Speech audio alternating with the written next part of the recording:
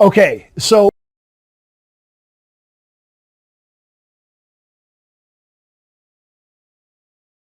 at this level until we're confident that the economy has weathered recent events. But there's another aspect of this, and that is the government and what the government can do to also say it's going to be okay and to put money in the hands of U.S. citizens. We need big, bold, immediate federal action to deal with the crisis. Are we going to start seeing big bailouts, though, for specific industries? Well, the airline industry is already asking for one. They say that they will run out of money by the end of this year, that they are likely to run out, and they're asking for a $50 billion bailout. As far as the airlines are concerned, the airlines, we're going to back the airlines 100%. It's not their fault. It's pretty clear that the airline industry is a very strategic industry for the United States, and that was the same argument that was made for the financial industry and for General Motors when they were facing their own crisis in 2008. And I want to say, we're not looking at a financial industry crisis at this point, and that's the good news. The financial industry is on very firm footing, but the airline industry, the travel industry, the hotel industry, the restaurant industry, these are all places that are taking a huge hit today and very likely will take even larger hits going forward because of the virus, and that's going to be a conversation that this country will have to have around bailouts. You want a bailout? That's fine. Go to your billionaire friends to pay for the bailout. Don't go to the working class of this country. Most of corporate America, and to a large degree, the airlines have been using their profits to buy back shares of their companies. Delta and United each made $4.5 billion in 2015. United said its operating costs were down more than 8%, mainly because jet fuel is less expensive. And that money could have potentially gone towards other areas like investing in their staff, investing in new training, investing in new technology. And I'm sure the airlines will argue that some of it did. But ultimately, corporate America took out debt and used that debt to buy back their stock. All right, Rebecca Jarvis on Wall Street. Thank you. Thanks, Brad. We talked about how insane those plunges were, but consider this for a second. Usually a 1% drop in the markets, that's worth talking about. 2%, big deal. The Dow dropped almost 4% in just 40 minutes yesterday, and they were the 40 minutes that President Trump stood in the White House briefing room reassuring the country. Like, by themselves, those 40 minutes would have been one of the worst 10 days in the history of the Dow. Is the U.S. economy heading into a recession? Well, it may be. We're not thinking in terms of recession. We're thinking in terms of the virus. Once we stop, I think there's a tremendous pent-up demand, both in terms of the stock market and in terms of the economy. And part of this had to do with startling new advice from the White House to average Americans. ABC senior White House correspondent Cecilia Vega is in the West Wing. Cecilia, you guys all got this sheet full of tips every American's supposed to follow. What are they?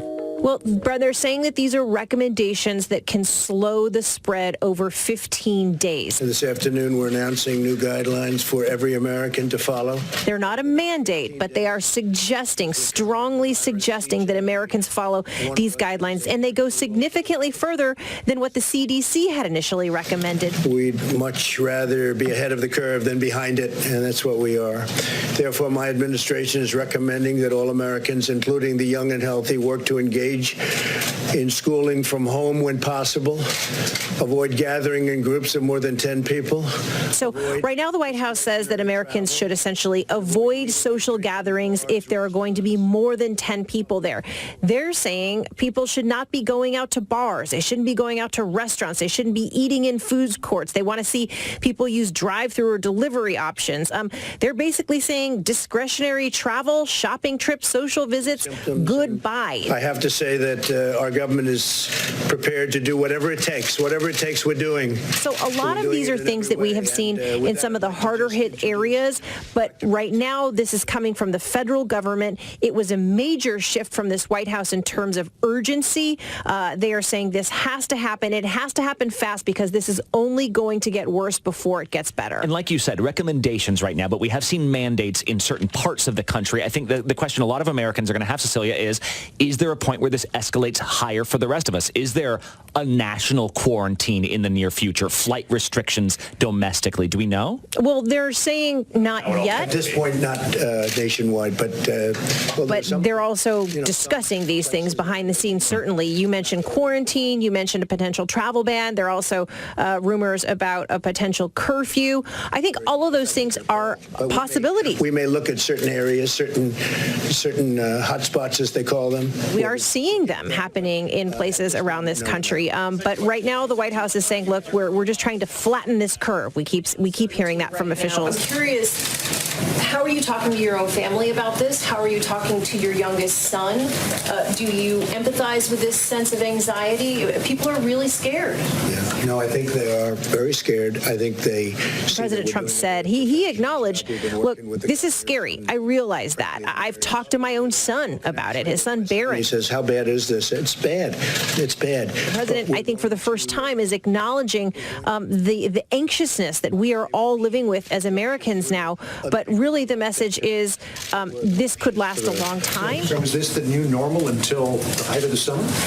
We'll see what happens. But they think August, could be July, could be longer than that. But I've asked that question many, many times, yes. We should be prepared to be living with this for a long time. And this is a very real, very serious threat. And I feel like, if you ask any administration, are you doing everything you can? Any president is going to say, absolutely, we're doing everything we can. That's where, a correspondent like you come in, Cecilia. What have you taken away from these increasingly alarming briefings from the president, the vice president, and his team? Well, the president said that he would give himself a 10. Does the buck stop with you, Mr. President? Does the buck stop with you? Yeah, normally, but I think when you hear this has never been done before in this country. If you look back...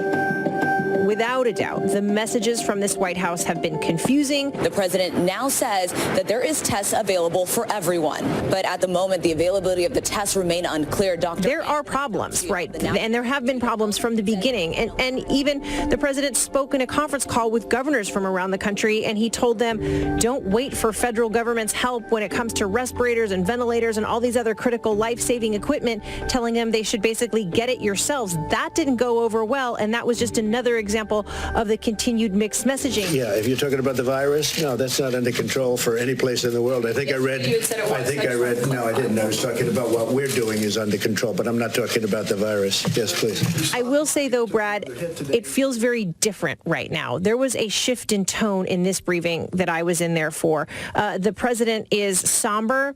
The president right now seems to have a grasp on the fact that this is going to get a lot worse. Each and every one of us has a critical role to play in stopping the spread and transmission of the virus. And he really is imploring this country and the citizens of this country to listen to what he said. I really got the sense that this briefing was about reaching out to those people who say that this is overblown. And it's the first time I really believe that we've heard President Trump try to send this message to say this is not, in fact, overblown. You have to be taking these regulations and these guidelines seriously. So you and your colleagues having to get your temperature tested to get on the White House grounds. You have lots of space to yourself in these briefings now, but we'll see if that message from the White House does make it out to the rest of the country. Cecilia, thanks so much. Thanks, Brad.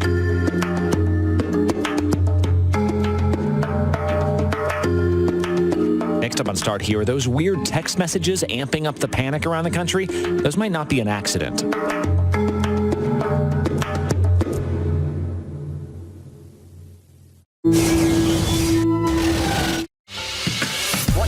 Right now, this is part of the eye wall. This procession of migrants goes back 2 miles. There is going to be catastrophic damage. This fire has made a run. You can see those flames shooting up into the sky. We are on the jam-packed red carpet. To the right, guys. So this is the 4th weekend of protest.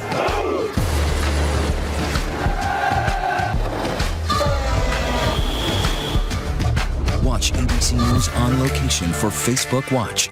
What's the most innovative daily news podcast out there to listen to every day? Well, the Edward R. Murrow Awards say it's Start Here, the daily news podcast from ABC News. Even the New York Times calls us a top news podcast worth listening to. So if you like getting behind the biggest news stories of the day, inside all the details, the backstory, and what will happen next, then listen to Start Here, the daily news podcast from ABC News. It's like no other news podcast out there.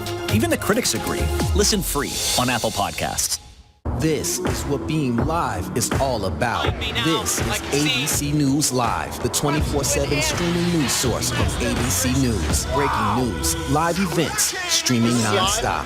Original breakthrough storytelling from ABC News, National Geographic, ESPN, and it's all designed differently for you to stream straight to any screen whenever you want. ABC News Live. Streaming everywhere, right to you. ABC News Live. It's that easy to go there. The Americans here on the ground and the Iraqis, 18,000 tons. Patatas. Ismail? David. Over ground zero from Hurricane Michael. You can see just home after home. David, nice to meet you. This was your view. My favorite view. Thank you very much. Thank you.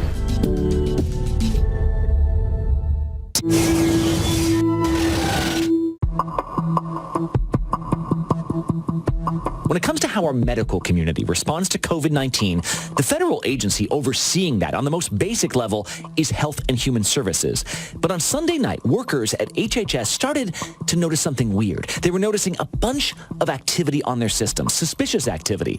Now, this could have been a couple different things. It could have been network scanning. That's basically when a bad actor pokes around looking for weak spots when you're vulnerable. Think of the guy that goes around during the Super Bowl, just checking people's doors, seeing if they're unlocked. The other concern is this could have been a distributed denial of service attack, DDoS, when you intentionally flood a website to slow it down. That would be truly messed up in a time like this. And even though these are unknowns, the larger question becomes, how vulnerable are we right now? John Cohen is a former acting undersecretary at the Department of Homeland Security. He is now a contributor for ABC News. And John, I got to ask, who would take a shot at us right now when we're battling a pandemic? Because, by its very definition, it's worldwide. You make it worse here, you're going to make it worse wherever you are, right? While our government is rightly focused on protecting the American public and responding to this emergency, our adversaries, whether they be terrorist groups or extremist organizations or foreign nations, see it as an opportunity. And while it may seem counterintuitive that other countries who may be experiencing the same crisis would use this as a time to engage in operations against us, their broader goals, their broader objectives are to disrupt our country, are to undermine confidence in our government. Their goal is to sow discord across our populace, and they see these emergencies as opportunities to do that. Can I pin you down here? Because you said foreign countries. Is that an actual possibility? Which one specifically are we talking about? Yeah, countries like Russia and China may use this as an opportunity to hack into key systems. The new warning coming on the heels of a recent intelligence report that Russian government hacking has targeted a wide range of U.S. critical infrastructure, including the electric grid, nuclear power plants, water treatment, aviation. Deface websites make it difficult for people to access information, so people lose confidence in the federal government's response. Those routers controlling the flow of internet traffic now apparently one of the primary gateways for the Russian government to snoop on Americans and potentially shut down services. We're also seeing, and I'm hearing a lot of concern from national security officials about Russia and Chinese disinformation efforts. We're talking about accounts on Facebook and Instagram trying to influence voters. Where conspiracy theories and other disinformation or false or inaccurate information are being pumped out over social media, and they're trying to cause panic and fear across the U.S. populace. Yeah, let's get into misinformation and disinformation, because you warned about this. And a couple nights ago, this text started showing up on people's phones around the country, and it was warning them about a nationwide quarantine, a travel ban. We said already, that has not happened. This was literally fake news.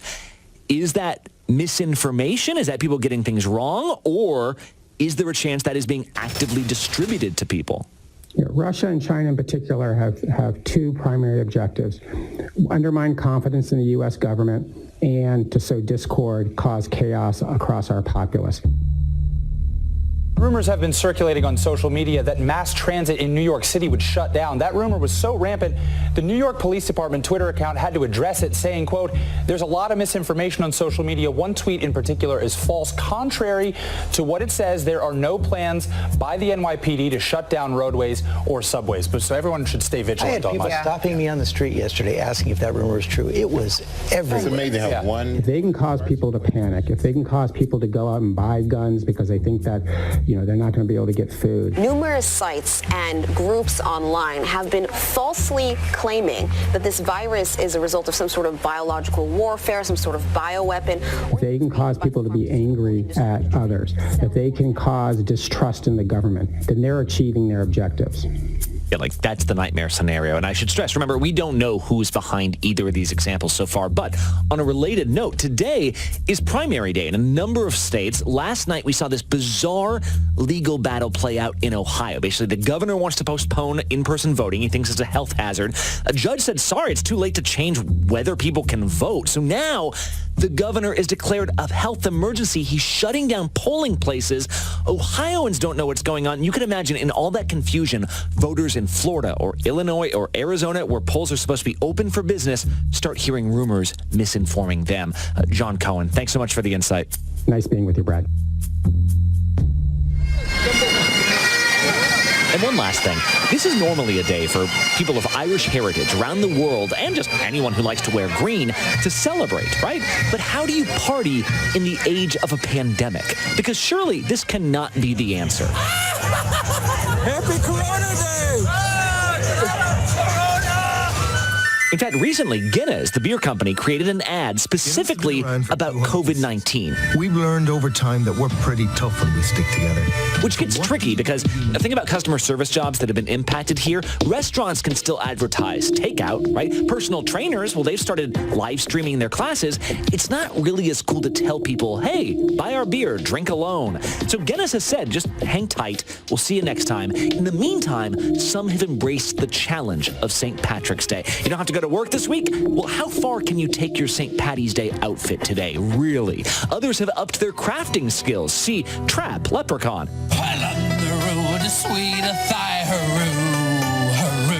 And whether you like them or not, Boston's most celebrated Irish punk band, that's right, the Dropkick Murphys, have decided to live stream a free special concert tonight. They promise it is okay to raise a pint. We got one person here who I know has to celebrate something. Kelly Therese, our very Irish producer. It's your birthday today, Kelly. It is. What are you going to do? How are you celebrating then? I will be editing tomorrow's show from my house in quarantine. Hooray! Okay, so that's how, I don't know how the rest of you guys should take that. Either way, if you haven't checked it out already, ABC's new podcast, COVID-19, What You Need to Know. Lots of great just day-to-day tips. So wherever you listen to podcasts, that's there. I'm Brad Milkey. Happy birthday to Kelly. See you tomorrow.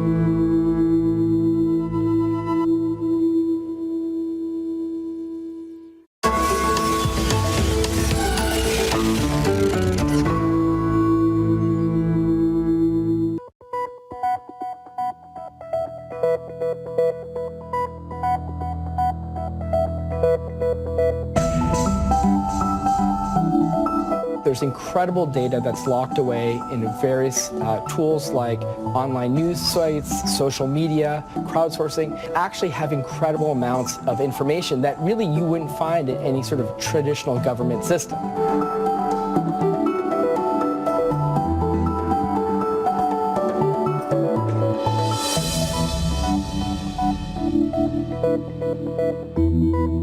Organize that content, filter it, tag it, and build essentially a global map of emerging infectious diseases that ultimately tells us early on when something is bubbling up in a particular country. It's ultimately too early to tell what the impact will be here. We don't really know the extent of the impact it'll have in populations in different communities around the U.S. And this is something we have heightened surveillance around. When you're watching it and you see the intensity of it, how do you and Rob manage to do it? Did you know each other before? I didn't know him, and I didn't know him during the shoot because it was so intense, and we were shooting in very difficult circumstances because a lot of it's outdoors, and we're on this rocky peninsula where